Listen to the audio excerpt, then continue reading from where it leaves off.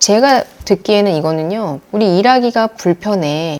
얘는 150%고 얘는 120%고 얘는 126%고 정신없어. 그러니까 126%로 통일할게. 저는 이렇게 들리거든요, 이 말이. 그래서 네, 안녕하세요. 임대박사 투데이입니다. 네, 주말인데 잘 보내고 계신가요? 네. 지난번 방송에는 제가 좋아요 한번 눌러달라고 부탁을 드렸는데 상당히 많은 분들께서 눌러주셔서 대단히 감사합니다. 네. 오늘은 빌라에 관련된 얘기를 해볼 건데요. 전세보증보험 가입을 하실 때 적용되는 126%, 이게 주택임대 사업자와 그렇지 않은 분들, 그리고 임차인과 다 다르다는 것 알고 계십니까? 원래 지금 현재 그러한데 이것이 일괄 통일된다라는 사실도 알고 계십니까? 이 부분에 대해서 한번 말씀을 드려보겠습니다. 그 얘기를 드리기 전에 제가 그 전 방송에서 2번에 걸쳐서 디딤돌 대출에 대해서 얘기를 했기 때문에 이 기사를 한번 보여드리고 싶었어요. 하더라도 할 사람한테 하고, 그리고 충분한 유예기간을 두고, 충분한 설명을 두고, 충분한 고지를 한 후에 해야 한다라고 말씀을 드렸는데, 박상원 국토교통부 장관님께서 디딤돌 대출 규제로 혼선 불편대로 송구하다 라고 이렇게 사과를 하셨어요. 그 이유가 규제 과정에서 통일된 지침이 없었고 조치를 시행하기 전에 충분한 안내 기간을 가지지 않았다, 이런 이유로 해서 충분히 안내하고 유효기간을 필요로 하는 것은 유효기간을 마련하겠다. 그리고 현재 대출이 신청된 부분에 대해서는 이번 조치가 적용되지 않도록 하고 추후 보완 방안을 마련하겠다, 이렇게 말씀을 하셨어요. 그러니까 디딤돌 대출 규제를 안 한다고는 말씀을 안 하셨어요. 그렇다고 한다고 말씀하신 것도 아니에요. 근데 뉘앙스로는 할 것처럼 말씀을 하시긴 하셨어요. 근데 어찌됐건 이번 디딤돌 대출 규제에 너무 급작스럽게 해서 죄송합니다 라고 말씀을 하셨고, 내년에 정책자금 55조 푼다고 하잖아요. 그렇기 때문에 내년에는 정책자금이 다시 풀릴 거기 때문에 한 11월 말쯤이나 12월쯤 돼서부터, 그때부터 이제 분위기가 이제 바뀔 거예요. 그때 계약을 진행을 하시고 대출에 대한 그런 플랜도 짜보시면 어떠실까라는 생각이 들어요. 이제 그런 정책 자금을 대출을 받으시는 분들의 경우에는요. 네, 오늘 제가 말씀드리고자 했던 부분을 한번 말씀을 드려볼게요. 네, 보시면 이게 공시가격 및 기준시가 적용 비율 일부 개정 고시 아닌데요. 개정 이유가요, 임대보증 가입 기준으로 활용되는 공시가격 인정 비율이 전세보증금 반환보증과 달리 주택 유행 가격별로 차등적으로 규정되어 있어 주택가격을 적정하게 산정하기 어려운 문제가 있으므로, 이게 어떤 의미신지 이해가 되십니까? 참 말도 어렵게 하십니다. 그러니까 임대인이 가입을 하실 때랑 임차인이 가입을 하실 때랑 그 조건이 달라요. 그리고 주택임대 사업자인 경우와 그리고 신축인 경우, 신축이 아닌 경우가 달라요. 그래서 그런 것들에 대해서 적정하게 산정하기 어려운 문제가 있대요. 그래서 주택가격을 보다 합리적으로 산정하도록 그냥 일어나 하는 거래요. 근데 공시가격은 정해져 있거든요. 거기에 대해서 몇 프로를 적용할 것인지에 대해서만 끝까지 지금 정해주고 있는 상황인 거잖아요. 근데 제가 듣기에는 이거는요, 우리 일하기가 불편해. 얘는 150%고 얘는 120%고 얘는 126%고 정신없어. 그러니까 126%로 통일할게. 저는 이렇게 들리거든요, 이 말이. 그래서 지금 현재 어떠냐면요, 보증보험 가입에 주택임대 사업자이신 경우에는요, 현재입니다. 기존이라는 건. 오피스텔은 공시지가의 120% 이내의 전세가가 들어오셔야 보증보험이 가입이 가능하시고요. 그리고 공동주택 같은 경우에, 그러니까 연립빌라 다세대를 말씀드리는 거죠.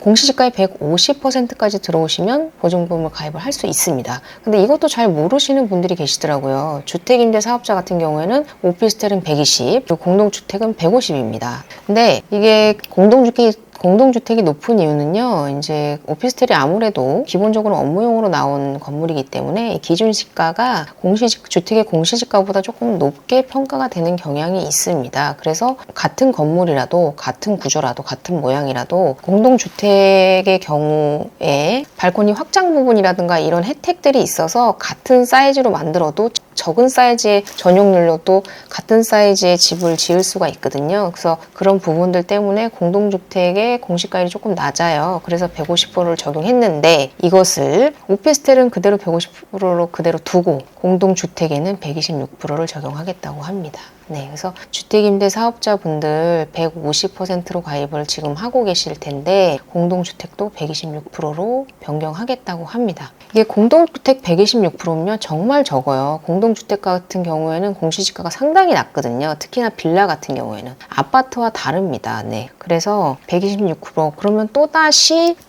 또 문제가 발생하지 않을까라는 생각이 들기는 하는데요. 좀 걱정이 됩니다. 그래서 아무튼 이거를 4달부터 시행을 한다고 하고요. 네. 그리고 다음을 보시면 임차인 가입 시 제가 아까 앞장에서는 이제 주택임대사업자가 가입 시를 말씀을 드렸는데 임차인이 가입하실 때는 일괄로 126%가 적용이 됩니다. 그래서 대부분은 그냥 126%로 알고 계신 거고요. 오피스텔 같은 경우에는 임대인보다는 임차인이 가입하시는 게 유리하고 공동주택 같은 경우에는 임차인보다는 임대인이 가입하시는 게 더 유리했는데 이제는 이거를 일괄로 126%로 통일하겠다는 겁니다. 네, 그러면 이제 주택임대 사업자분들께서 혜택이 또 하나 줄어드는 것이다 이렇게 보셔야 될 것 같아요. 네, 근데 제가 그 88 대책 때 그전에 이제 일십 대책 때도 나왔지만 88 대책 때 최소 16만 호 사드리겠다. 특히나 서울은 무제한 사드리겠다. 그리고 빌라를 지어서 안 팔리면 우리가 다 사드리겠다라고 얘기를 했어요. 그게 빌라 활성화 대책입니다. 제가 빌라가 이런 식으로 가다가는 아사된다. 건물 지을 사람 없을 것이다.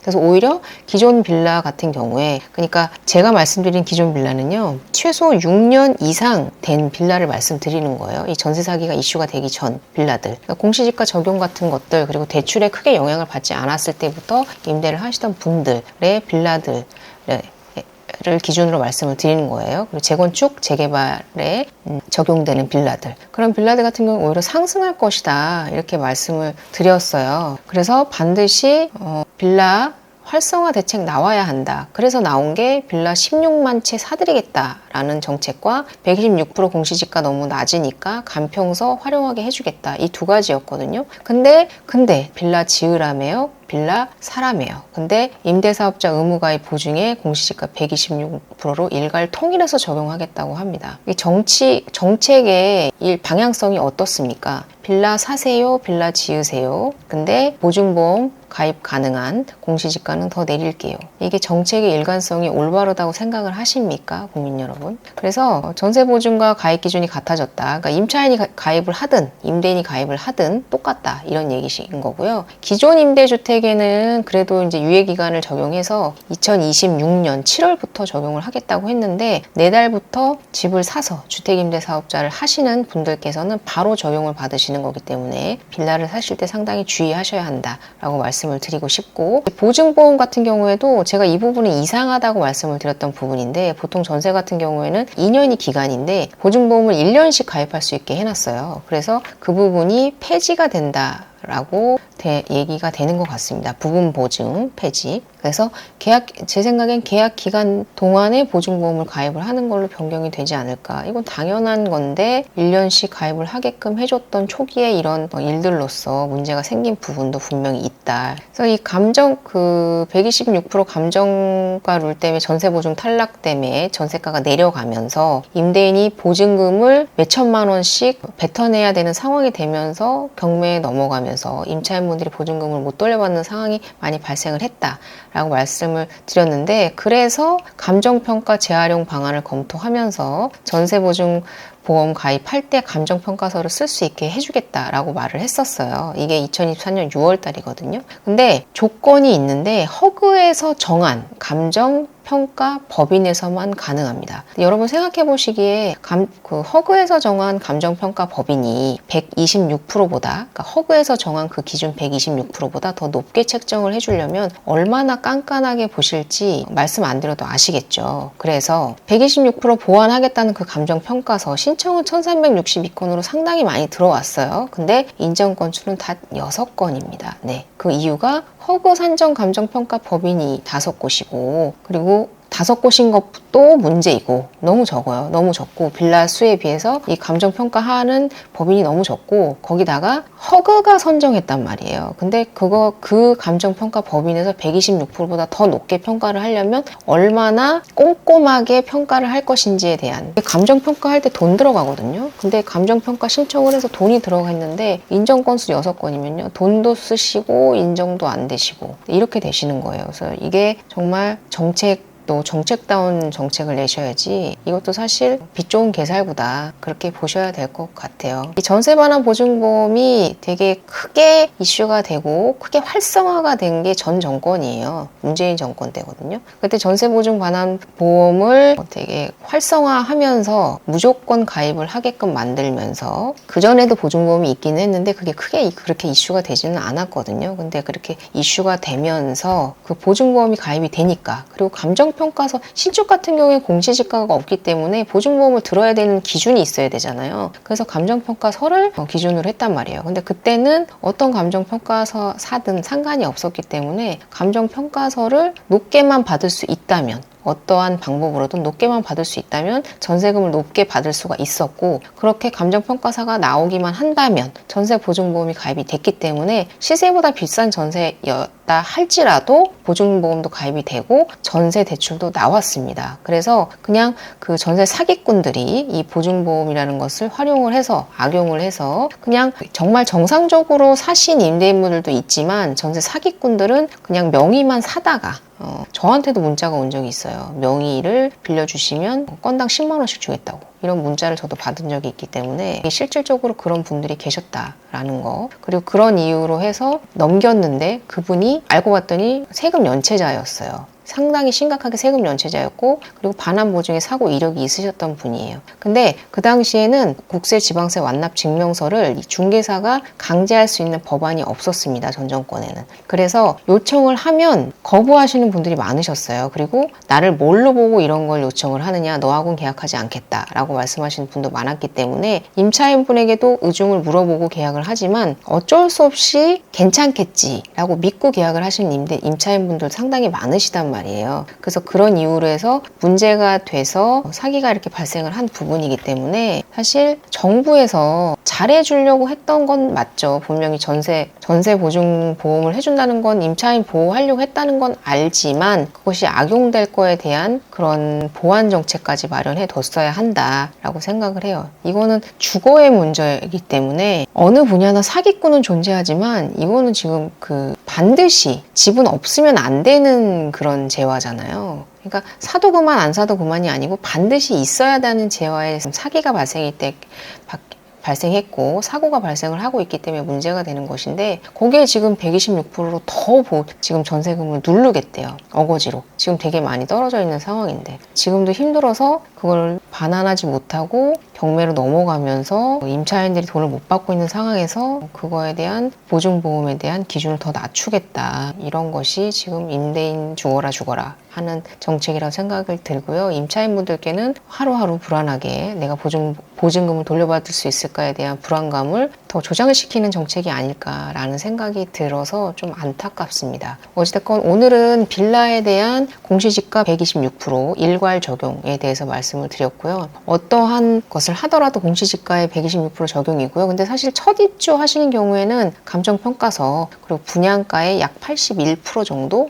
라고 보시면 될 것 같아요. 그러니까 공시지가가 있는 경우엔 126%고요. 신축 같은 경우엔 공시지가가 없기 때문에 아직도 감정평가서를 이용하고 있고 그리고 그러니까 애초에 청약으로 진행되는 건 허그에서 보증을 쓴다는 거기 때문에 그건 분양계약서를 인정을 해줘요. 그래서 그거에 80% 정도 대출이 나오고 보증보험이 가입이 되고 근데 일반 빌라 같은 경우에는 그렇게 인정을 해주지 않기 때문에 아직도 감정평가서가 적용이 되고 있고 그로 인해 그것으로 90%의 비중에 들어오면 거기에 대한 전세대출과 보증보험 가입이 되고 있다 이렇게 말씀을 드리겠습니다. 그래서 어찌됐건 기존 임대주택에 대해서는 2026년 7월 달부터 적용을 한다고 하니까 아직 유예기간이 있습니다. 어떤 방식으로든 좀 안정화되실 수 있는 방안을 마련하셔야 될 거라고 생각이 들고요. 임차인 분들께서도 참고하시면 좋을 것 같습니다. 네, 이상 오늘은 여기까지 마치고요. 주말 잘 보내시고 오늘 일요일인데 주말 잘 보내시고 도움이 되셨다면 구독과 좋아요를 부탁드리겠습니다.